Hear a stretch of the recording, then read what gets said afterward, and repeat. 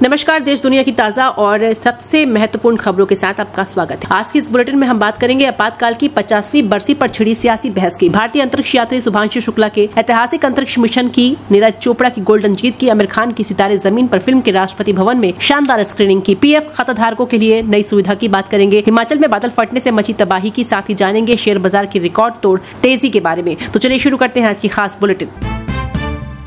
Emergency के 50 साल PM Modi ने कांग्रेस पर साधा निशाना, खड़गे बोली बीजेपी झूठ छिपा रही। 25 जून 1975 की वो रात जब तत्कालीन प्रधानमंत्री इंदिरा गांधी ने देश में आपातकाल की घोषणा की थी, बुधवार को इसकी 50वीं बरसी पर सियासी जंग छिड़ गई है। प्रधानमंत्री नरेंद्र मोदी ने इसे लोकतंत्र के इतिहास का सबसे काला अध्याय बताया। उन्होंने सोशल मीडिया प्लेटफॉर्म एक्स पर लिखा कि कांग्रेस ने संविधान को कुचला, मौलिक अधिकार छीने, प्रेस की आजादी खत्म की और लोकतंत्र को बंधक बनाया। साथ ही पीएम ने आपातकाल के खिलाफ संघर्ष करने वालों को नमन करते हुए कहा कि जनता के सामूहिक प्रयास ने लोकतंत्र को बहाल किया, जिसके चलते बीजेपी ने इसे संविधान हत्या दिवस के रूप में मनाया। उधर कांग्रेस अध्यक्ष मल्लिकार्जुन खड़गे ने पलटवार किया। उन्होंने कहा कि बीजेपी 50 साल पुरानी बातें उठाकर अपने 11 साल के अघोषित आपातकाल को छिपाने की कोशिश कर रही है। खड़गे ने आरोप लगाया कि बीजेपी बेरोजगारी, महंगाई और नोटबंदी जैसे मुद्दों पर जवाब देने से बच रही है। कांग्रेस महासचिव जयराम रमेश ने भी कहा कि मौजूदा सरकार संवैधानिक मूल्यों पर हमला कर रही है। ऐसे में दोनों पक्षों के बयानों ने सियासी माहौल को गर्मा दिया है। आपातकाल की यह बरसी एक बार फिर इतिहास और वर्तमान की बहस का केंद्र बन गई है।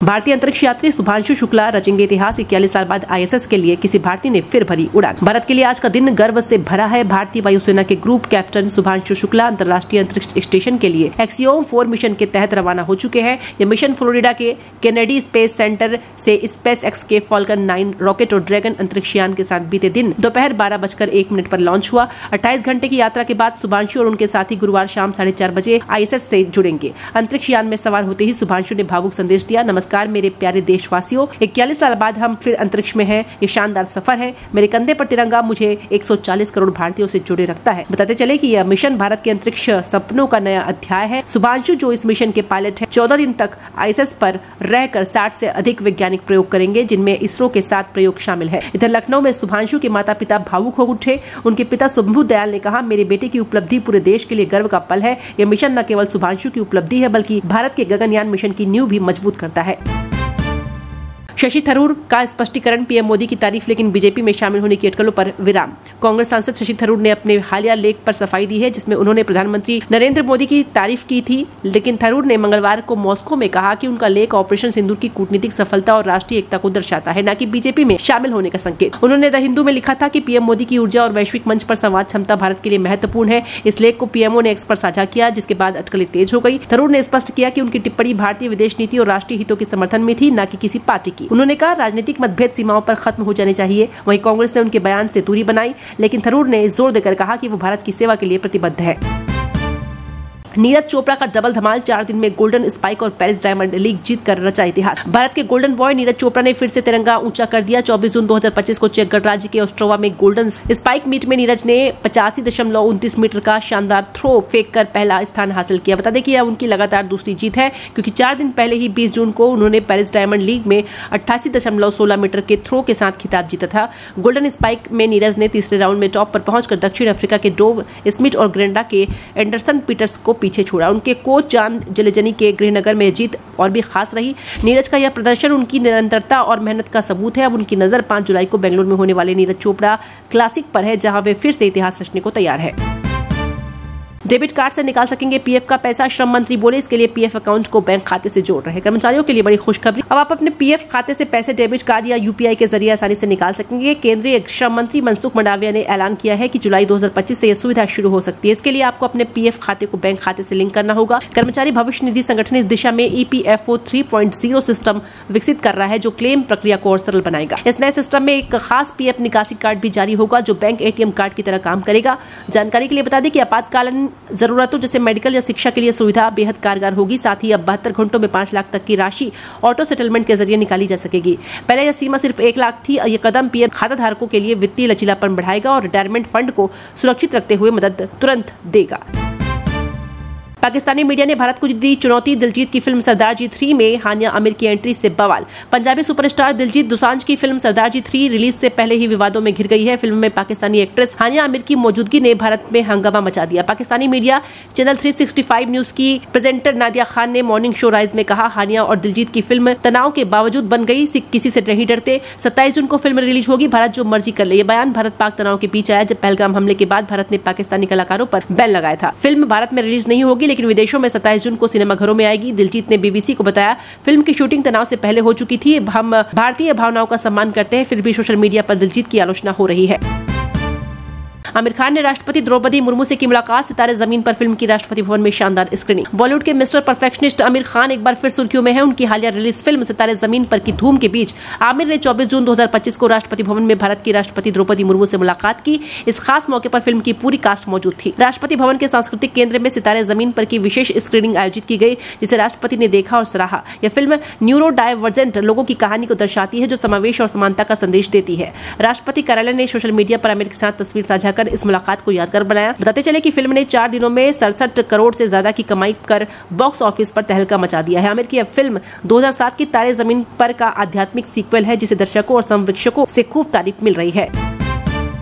हिमाचल में बादल फटने से हाहाकार, जीव नाला उफान पर 5 जिलों में अलर्ट, हल्द्वानी में 4 की मौत। हिमाचल प्रदेश के कुल्लू जिले की सैंज घाटी में बादल फटने से भारी तबाही मची है। जीवा नाले में अचानक आए सैलाब ने आसपास के इलाकों में दहशत फैला दी है। स्थानीय प्रशासन ने तुरंत अलर्ट जारी कर लोगों को सुरक्षित स्थानों पर जाने की सलाह दी।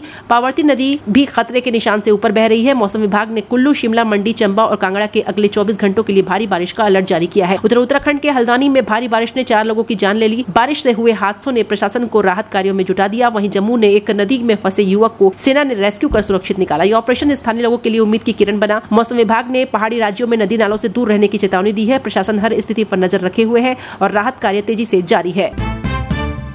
नाटो समिट में ट्रंप के एजेंडे का विरोध, स्पेन ने रक्षा खर्च बढ़ाने से इंकार किया। वहीं फ्रांस, इटली और कनाडा भी सहमत नहीं। नीदरलैंड्स के द हेग में चल रहे NATO समिट में अमेरिकी राष्ट्रपति डोनाल्ड ट्रंप का रक्षा खर्च को GDP का 5% करने का प्रस्ताव विवादों में है। ट्रंप ने सभी NATO देशों से रक्षा बजट बढ़ाने की मांग की ताकि गठबंधन की ताकत बढ़े, लेकिन स्पेन ने साफ इंकार कर दिया। इसे अव्यवहारिक बताते हुए केवल 2.1% तक खर्च बढ़ाने की बात कही। फ्रांस, इटली और कनाडा भी इस लक्ष्य से सहमत नहीं है क्योंकि आर्थिक चुनौतियां और घरेलू प्राथमिकताएं इसे मुश्किल बनाती है। NATO महासचिव मार्क रूटे ने इसे ऐतिहासिक समिट बताया, लेकिन स्पेन की छूट ने गठबंधन में एकता पर सवाल उठाया। जर्मन चांसलर फ्रेडरिक मर्ज ने कहा कि रूस के खतरे के खिलाफ खर्च बढ़ाना जरूरी है।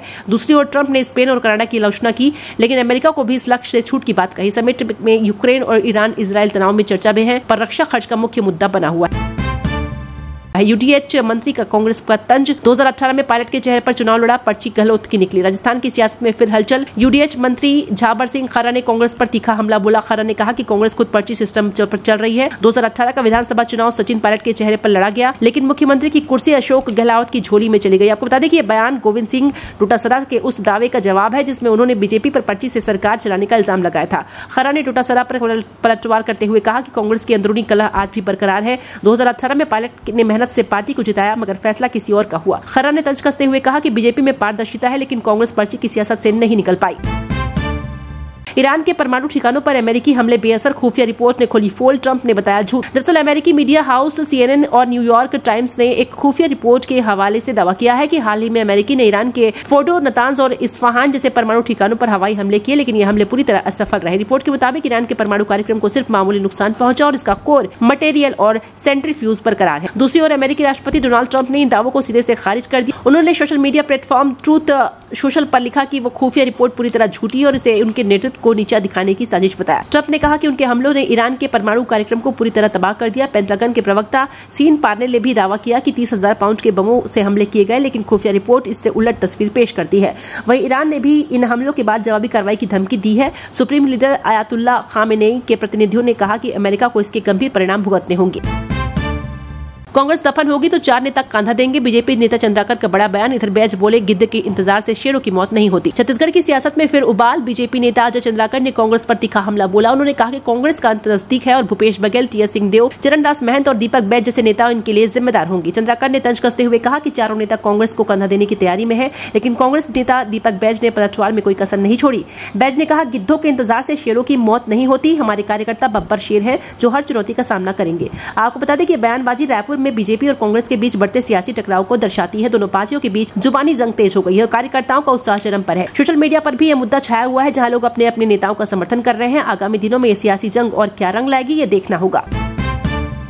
कितना भी बड़ा नेता हो, बख्शा नहीं जाएगा। विक्रम मजीठिया की गिरफ्तारी पर बोले केजरीवाल। पंजाब में सियासी हलचल तेज हो गई जब शिरोमणि अकाली दल के बड़े नेता विक्रम सिंह मजीठिया को विजिलेंस ब्यूरो ने गिरफ्तार किया। यह कार्रवाई उनके अमृतसर स्थित घर पर छापेमारी के बाद हुई, जहां तस्करी और आय से अधिक संपत्ति के आरोपों की जांच चल रही है। इस घटना पर आम आदमी पार्टी के राष्ट्रीय संयोजक अरविंद केजरीवाल ने तीखी प्रतिक्रिया दी। उन्होंने कहा कि चाहे जितना भी बड़ा नेता हो, गलत काम करने वाला बख्शा नहीं जाएगा। पंजाब को नशे के दलदल में धकेलने वालों को जवाब देना होगा। केजरीवाल ने भगवंत मान सरकार की तारीफ करते हुए कहा कि पंजाब में नशे के खिलाफ सख्त कदम उठाए जा रहे हैं। उन्होंने यह भी दावा किया कि अगर आपकी नीतियों से अगले चुनाव में पार्टी और मजबूत होगी। मजीठिया ने इन आरोपों को राजनीतिक साजिश करार दिया है। इस गिरफ्तारी से पंजाब की सियासत में नया मोड़ आ सकता है। इंदिरा गांधी संविधान को ताक पर रखती, राहुल जेब में। बीजेपी नेता अनुराग ठाकुर का कांग्रेस पर तंज, बोले 50 साल बाद भी कांग्रेस की वही सोच। मोतिहारी में भारतीय जनता पार्टी के सांसद अनुराग ठाकुर ने कांग्रेस पर तीखा हमला बोला। कहा कि 50 साल पहले इंदिरा गांधी ने आपातकाल लगाकर संविधान को ताक पर रखा था और आज राहुल गांधी उसी जेब में रख कर घूमते हैं। ठाकुर ने मोतिहारी में प्रेस वार्ता के दौरान कांग्रेस की तानाशाही मानसिकता पर सवाल उठाए। आरोप लगाया कि 25 जून 1975 को इंदिरा गांधी ने सत्ता की लालच में लोकतंत्र को कुचल दिया था। प्रेस की आजादी छीनी गई, विपक्षी नेताओं को जेल में डाला गया और संविधान को कमजोर करने की कोशिश की गई। ठाकुर ने कहा कि आज भी कांग्रेस की सोच में बदलाव नहीं आया। राहुल गांधी पर तंज कसते हुए उन्होंने कहा कि संविधान की कॉपी जेब में रखने से कुछ नहीं होगा, उन्हें समझना और सम्मान करना जरूरी है। बीजेपी नेता ने जोर देकर कहा कि कांग्रेस को आपातकाल के काले अध्याय के लिए देश से माफी मांगनी चाहिए। सेंसेक्स 700 अंक उछला, 82,756 पर बंद। वहीं निफ्टी 200 अंक चढ़ा। सभी सेक्टर्स में शानदार तेजी। बुधवार को भारतीय शेयर बाजार ने धमाकेदार प्रदर्शन किया। सेंसेक्स 700 अंकों की शानदार बढ़त के साथ 82,756 पर बंद हुआ, जबकि निफ्टी में 200 अंकों का उछाल लिया और 25,230 के पार पहुंच गया। एनएसई की सभी सेक्टर्स हरे निशान में रहे। खासकर आईटी, ऑटो और रियल्टी सेक्टर्स ने बाजार को नई ऊंचाइयों पर पहुंचाया। निवेशकों का उत्साह ग्लोबल मार्केट्स के सकारात्मक रुझानों और मजबूत घरेलू खरीदारी से बढ़ा। मिड कैप और स्मॉल कैप शेयरों में भी जोरदार तेजी देखी गई, जिससे मिड कैप इंडेक्स लगातार चौथे दिन चढ़ा। विशेषज्ञों का कहना है कि आरबीआई की हालिया नीतियों पर वैश्विक व्यापार वार्ताओं ने बाजार को सपोर्ट किया। टॉप गेनर्स में रिलायंस, टीसीएस और एचडीएफसी बैंक के शेयर शामिल रहे, जिन्होंने बाजार की रैली को और बल दिया। तो उम्मीद है आज की बुलेटिन आपको पसंद आई होगी। कमेंट में जरूर बताइए कि कौन सी खबर ने आपको सबसे ज्यादा सोचने पर मजबूर किया या सबसे ज्यादा चौंकाया। अगर आपको ये वीडियो जरा भी दिलचस्प लगी हो तो इसे अपने दोस्तों, परिवार और ग्रुप्स में जरूर शेयर करें। ऐसे ही ताजा, सटीक और असरदार अपडेट्स के लिए हमारे चैनल को सब्सक्राइब करना ना भूलें और हाँ, बेल आइकन को जरूर दबाएं ताकि अगली बड़ी खबर आपसे छूट न जाए। तब तक के लिए अपना और अपनों का ध्यान रखें। मिलते हैं जल्द ही एक नई बुलेटिन के साथ। ढेर सारी शुभकामनाएं।